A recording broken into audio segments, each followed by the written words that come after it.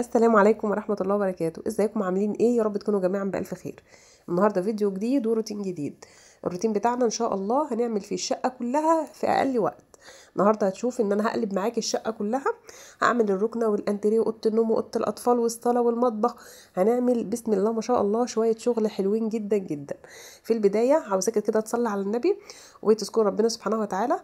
وتشتركي في قناتي لو لسه بتشوفيني لاول مره. ادخلي عند كلمه اشتراك اشتركي فيها وحطي طبعا لايك للفيديو ده علشان انا تعبت فيه جدا جدا. عملته كده الصبح قبل ما انزل الشغل كمان علشان اشجعك واقول لك يعني انت ست البيت تقدر تعمل اي حاجه في اقل وقت، تقدري تخلصي شغل بيتك كله. صلي على النبي كده وتعالي ندخل على الفيديو بتاعنا واحكي لك على كل اللي حصل فيه. اللهم صل وسلم وبارك على سيدنا محمد وعلى اله وصحبه وسلم. طبعا زي ما انتوا وريتكم كده في البدايه الصلاه كانت عامله ازاي، وطبعا الركنه قدامها برضو كانت مش معدوله خالص. في البدايه كده انا كنت ناويه لهم بيني وبينكم يعني انا كنت ناويه لهم من امبارح بالليل، بس كنت خلاص بقى فصلت وكان عندي صداع رهيب. فقلت خلاص النهارده هنام وبكره باذن الله اول بقى ما اصحى الصبح انا عارفه ان انا هنزل النهارده متاخره شويه يعني، فقلت ايه قبل ما انزل ان شاء الله هنعملهم. تعالوا هقول لكم يومي كده حصل فيه من البدايه لحد زي ما انتم شايفين كده. يومنا طبعا الحمد لله بدأ من الفجر. صحيت صليت الفجر وبعد كده عملنا الفطار وعملنا لانش بوكس وفطرنا الحمد لله رب العالمين، وكلهم بقى نزلوا يعني يروحوا المدرسة وكده.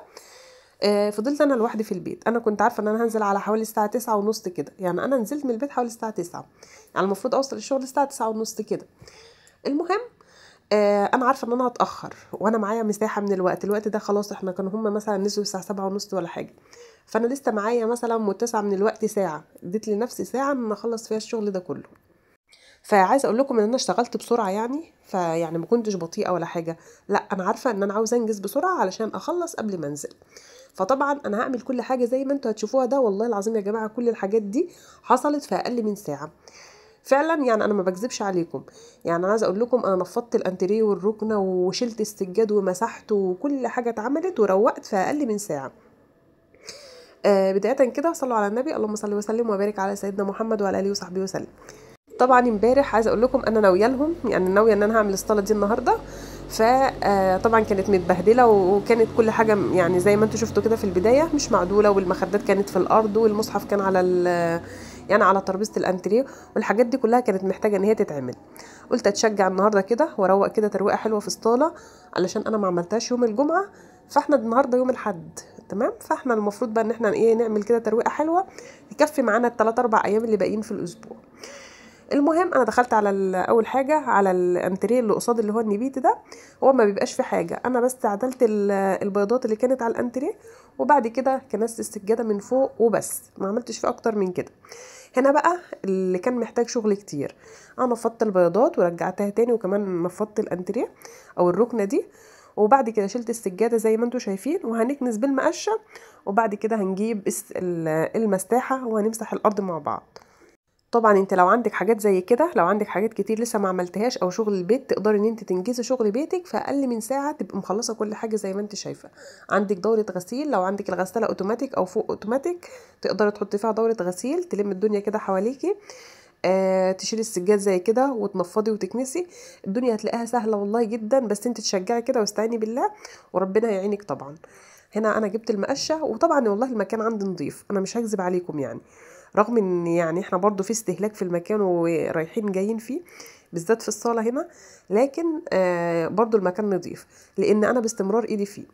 النهارده انا مش هتعب نفسي، مش هرغي، مش هعمل اي حاجه، هو مجرد بس انا المساحه دي بليتها ميه وبعد كده جبت كلور سايب خالص، يعني قصدي يعني كلور مش عليه اي حاجه، حطيت قد غطا او 2 في الارض، وبعد كده يعني همسح بيها او همشي المساحه دي كده في الارض كلها. عايزه اقول لكم بقى ريحه النظافه كده والكلور تحفه. طبعا مسحت الارض زي ما انتم شايفين، جبت بقى الموب دي، هي حلوه بصراحه في كده، يعني لو عندك مثلا ليها كام غيار، واحد للارضيه كده وواحد للحيطان، بصوا هتفرق معاكم جدا، هتنجز لك بقى وقتك بصراحه بسرعه. هنا بقى الغيار ده انا كنت جايباه جديد، فهنعمل بيه بقى كل الارضيه هنا، والارضيه في اوضه الاطفال واوضه النوم. هتشوفوا كده معايا الفيديو الروتين كله انا عملت فيه ايه. زي ما انتم شايفين كده الارض بتلمع من النظافه. فتحت المروحه بقى وسبتها تتهوى براحتها ودخلت. انا كنت يوم الجمعه طلعت الهدوم الشتوي بتاعت الولاد او ولادي يعني، والهدوم دي كانت صغيره عليهم، فانا هطلعهم اديهم لاي حد يعني. يعني انا لقيت في هدوم خلاص ما ينفعش نديها لحد، فخلاص ده هتترمي. وفي هدوم كويسه اللي هي جواكت وحاجات، فحرام علينا ان احنا مثلا نرميهم، فممكن نديهم لاي حد يستفاد منهم وتمام. فهم كانوا الشنطتين اللي انتوا شفتوهم دول. تمام. هندخل بقى على اوضه الاطفال، وانا مش هغير مفارش، مش هعمل اي حاجه، لكن هنضف المكان قبل ما انزل. دخلت كده هنطبق بقى كده الكوفرتات دي عشان كنا متغطيين بها، الولاد كانوا متغطيين بها بالليل. الجو عندنا يعني هو اصلا برد يعني بقاله فتره، فاحنا لازم نتغطى بالليل. تمام. فهنفض السرير زي ما انتم شايفين، وهنطبق الكوفرتات، وهنشيل السجاده ونكنس ونمسح وكده، ونحط فيها معطر، والارض هتبقى زي الفل يعني. الاوضه كده هتبقى خلاص خلصت. المهم بقى عاوزاكي كده تتشجعي وتقومي كده تشوفي بيتك عاوز ايه.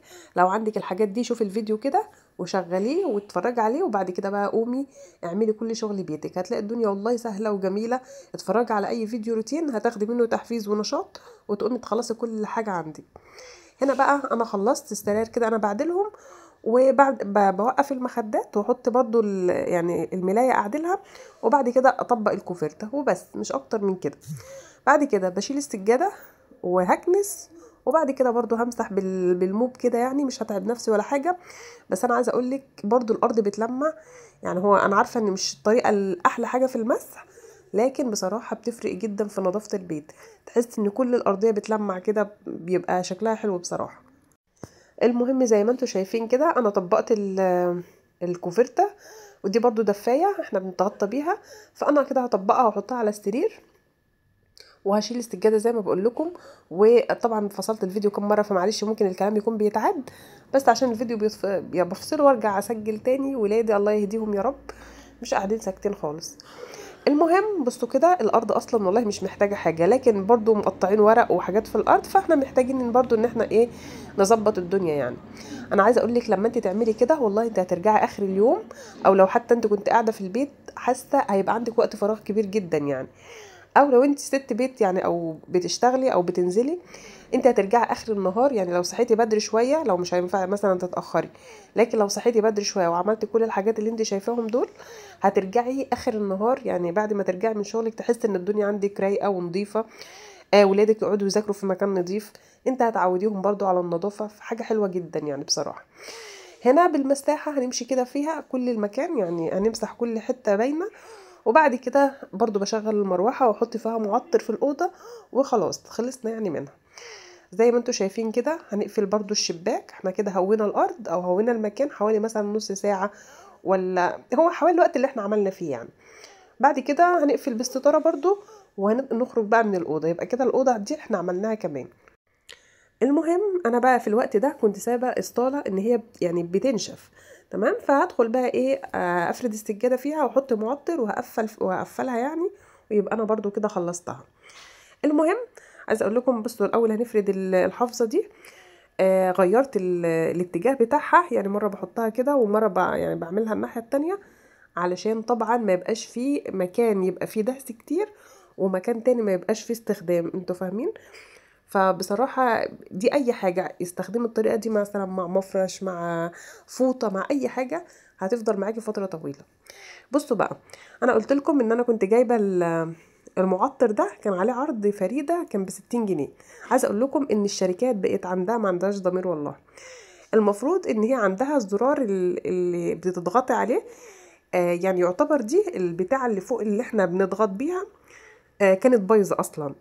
فانا كده هضطر ان انا اخلع البتاع الموف دي واركبها تاني في اللي هو في اللي لونها نبيتي ده، لان البخاخ النبيتي ده كان يعتبر الراس بتاعه بايظه، فخلاص مش هتنفع خالص. المهم يعني عايزه اقول لكم هتصرف انا فيها. بس انا بقى الشكل النهائي كده بعد ما روقت والدنيا نظيفه وتمام يعني، بصوا راحه نفسيه والله.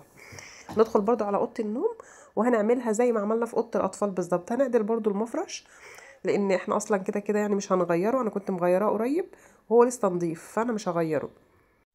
هنعدله بس كده وايه ونظبطه، وبعد كده برضو نعمل المفرش اللي هو القطيفه ده نطبقه ونحطه على السرير، وبرضو هنشيل السجاد ونكنس ونمسح الارض. فالموضوع سهل جدا وبسرعه.